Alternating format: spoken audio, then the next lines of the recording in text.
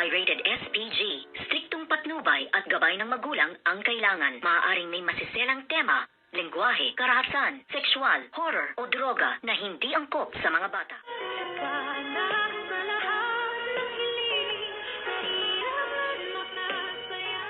Good morning and welcome sa aking munting channel. Halos hindi matanggap nitong si Harry ang kanyang sarili dahil nga nang makita niya kung ano na ang itsura at sitwasyon ngayon ng kanyang dad Carlos, nang yapusin niya ito at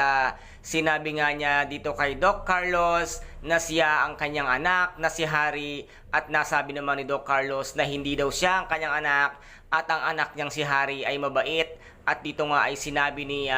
Harry na kilala niya si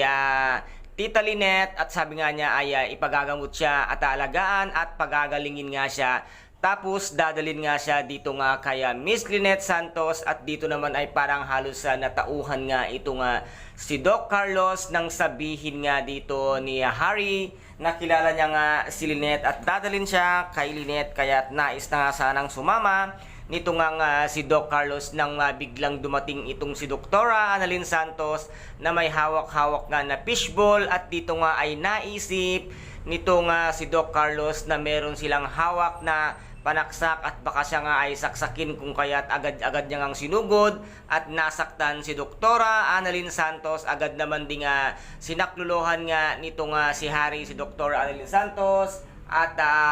agad niya ngang nahablot ang kanyang dad Carlos, at sasabi nga dito ni Doc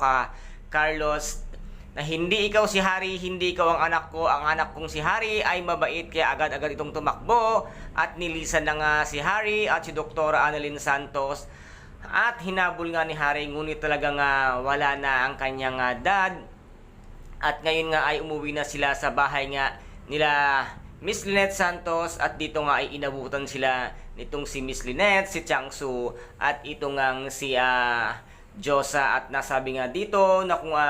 nakita nga daw ba nila ang kanyang dad, at nasabi nga at naikwento nga lahat ni Harry kung paano siya nahabag at nakita niya ang sitwasyon ng kanyang dad na wala na nga ito sa kanyang sarili. At sa sobrang bait naman talaga ni Miss Lynette Santos ay talaga namang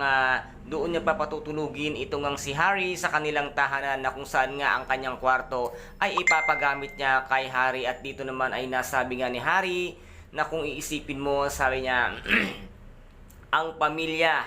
na sinaktan ng dad ko ay siya pa palang tutulong sa akin ngayon. At ngayon nga nararamdaman ni Harry na meron pa siyang isang tunay na pamilya sa